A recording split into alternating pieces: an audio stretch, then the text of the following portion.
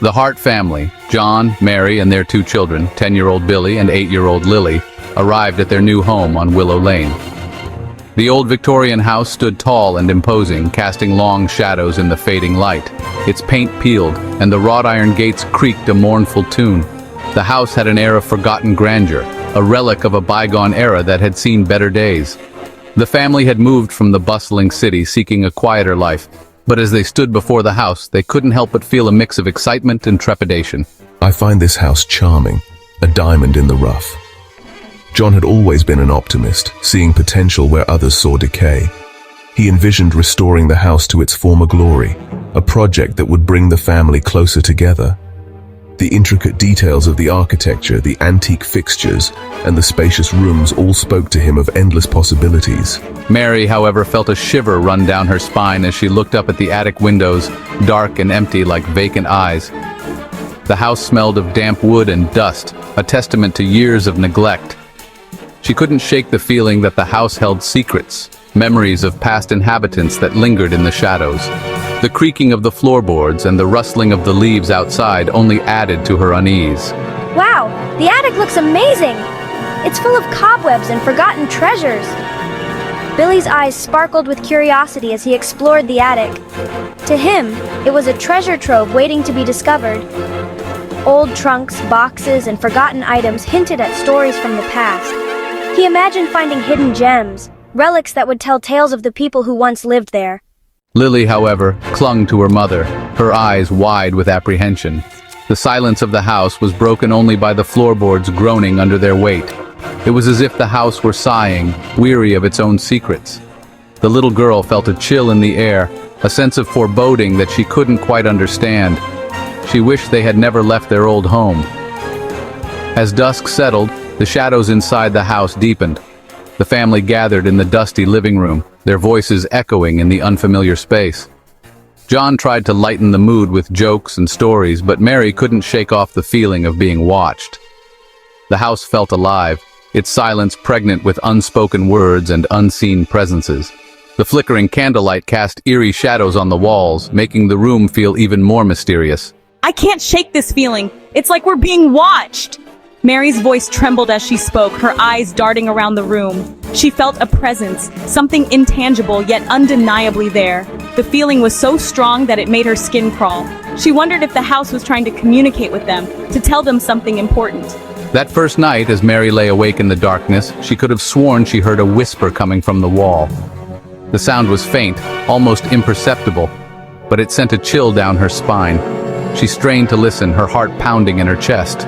The whisper seemed to grow louder, more insistent, as if trying to convey a message.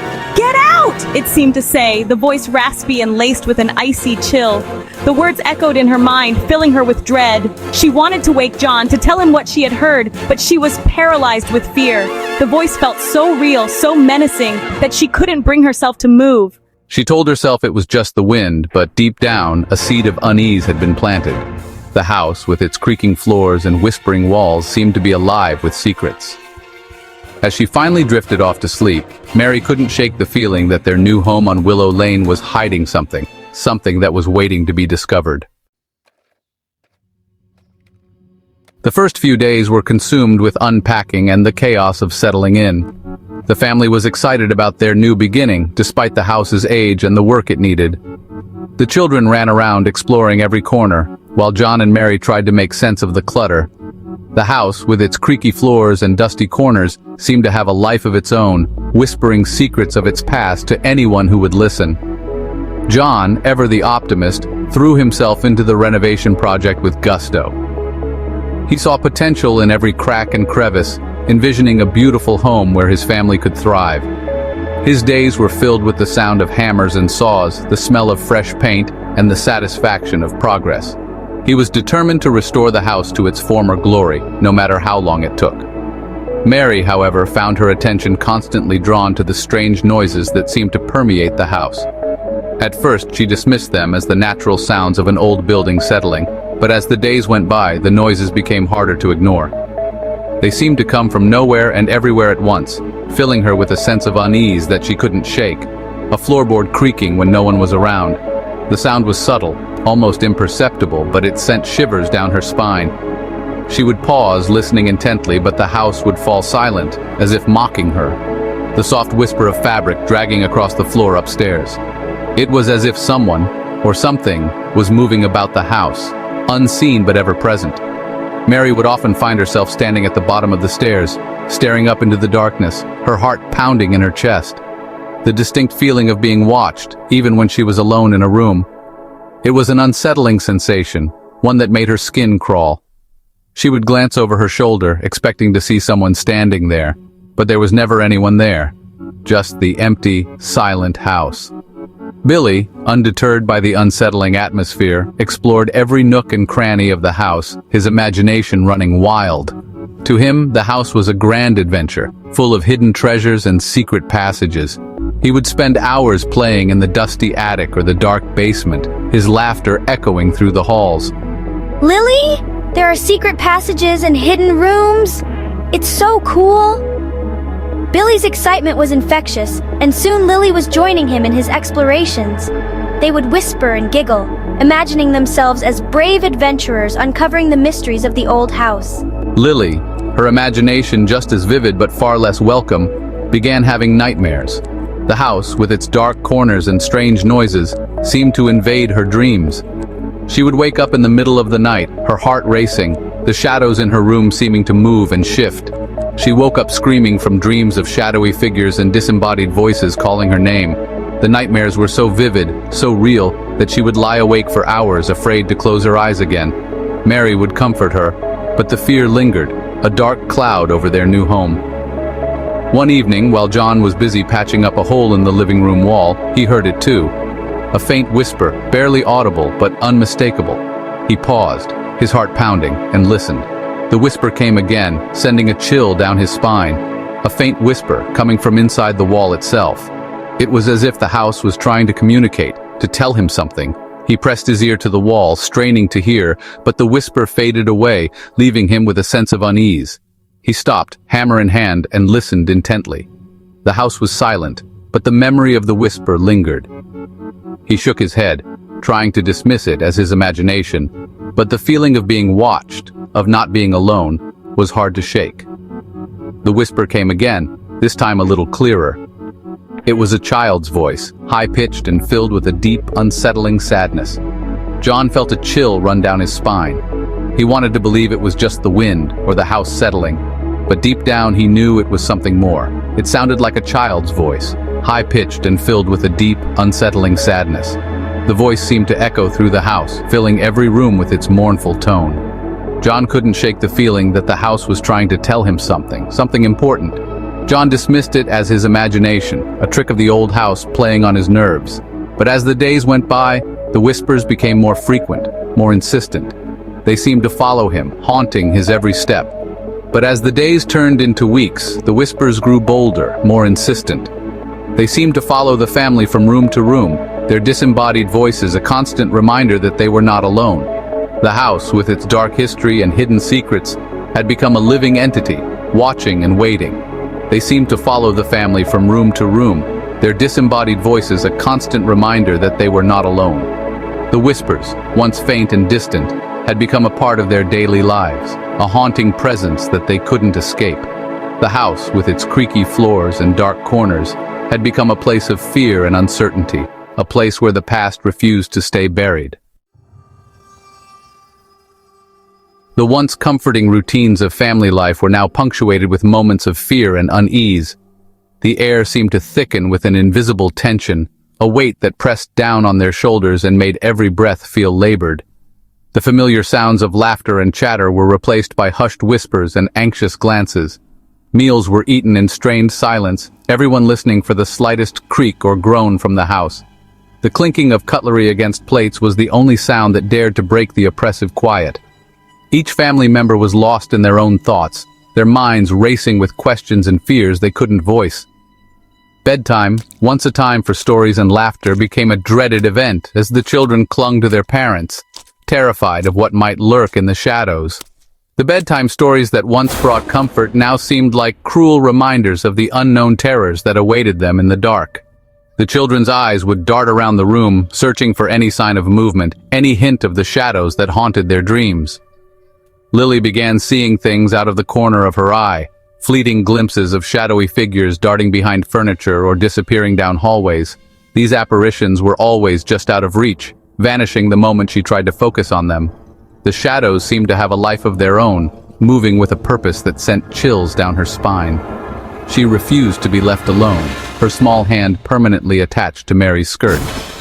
The once independent and adventurous child was now a shadow of her former self, her confidence eroded by the constant fear that gripped her. Mary tried to reassure her, but the words felt hollow, even to her own ears. I'm trying to be brave, but something doesn't feel right. The words hung in the air, a stark admission of the fear that had taken root in their hearts. It was a fear that couldn't be easily dismissed, a gnawing sense of unease that grew stronger with each passing day. Billy, though he tried to put on a brave face, grew increasingly withdrawn, his eyes reflecting a fear he couldn't quite articulate. He spent hours staring out the window, as if searching for answers in the shifting shadows outside. His once lively spirit was now subdued, replaced by a quiet, haunting sadness. One day, Mary was dusting the old grandfather clock in the hallway when the hands began to spin wildly. The sudden movement startled her, and she watched in disbelief as the clock seemed to come to life, its hands moving with a frantic energy that defied explanation. The clock chimed over and over again, the sound echoing through the house like a frantic alarm. Each chime was a jarring reminder of the strange occurrences that had become all too common. The relentless ringing seemed to mock her, a cruel reminder of the chaos that had invaded their lives. Mary watched in horror as the clock, which John had just repaired, went haywire before her eyes. The meticulous work he had put into fixing it now seemed futile, as if the house itself was rejecting their attempts to restore normalcy. She fled the hallway, her heart pounding in her chest. The sense of dread that had been building for weeks now felt overwhelming, an inescapable force that threatened to consume her. She needed to get away, to find a moment of peace amidst the chaos. It's just faulty wiring, drafts, and the kids' imaginations. That's all it is. John's voice was firm, but there was a hint of uncertainty that betrayed his true feelings. He wanted to believe his own words, to find a logical explanation for the inexplicable events that plagued their home. John, ever the pragmatist, tried to rationalize away the strange events. He clung to the belief that there was a reasonable explanation for everything, that the world was governed by logic and order. But even he couldn't ignore the growing sense of dread that had settled over the house. The once warm and inviting home now felt like a prison, its walls closing in on them with each passing day. The shadows seemed to grow longer, the darkness more oppressive, as if the house itself was alive with malevolent intent. The whispers were louder now, more insistent, and they seemed to be filled with a palpable sense of anger and despair. They echoed through the halls, a constant reminder of the unseen presence that haunted their every step. The family could no longer deny the reality of their situation. They were not alone, and whatever was with them was growing stronger, more malevolent with each passing day. The discovery of the hidden hatch happened on a day like any other. John was removing the worn carpet in the living room, revealing the original hardwood floors beneath. As he pried up a particularly stubborn piece of wood, he uncovered a metal ring set into the floorboards. Curiosity piqued, he called for Billy to bring him a screwdriver. Together, father and son heaved at the heavy trapdoor, their combined weight finally breaking it free with a loud groan. A musty smell wafted up from the darkness below, sending a shiver down John's spine. Dad, it's a secret basement!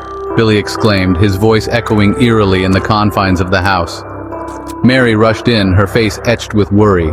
John, be careful, you don't know what's down there. But her words were lost on John, who was already halfway down the rickety wooden ladder, the lantern casting flickering shadows on the damp stone walls. Lily, her eyes wide with a mixture of fear and fascination, clung to her mother's skirt. She could hear her father's voice echoing up from the darkness below, but she couldn't make out the words. The air hung heavy with anticipation, and for the first time since their arrival on Willow Lane, Lily wished they had never stepped foot in the house.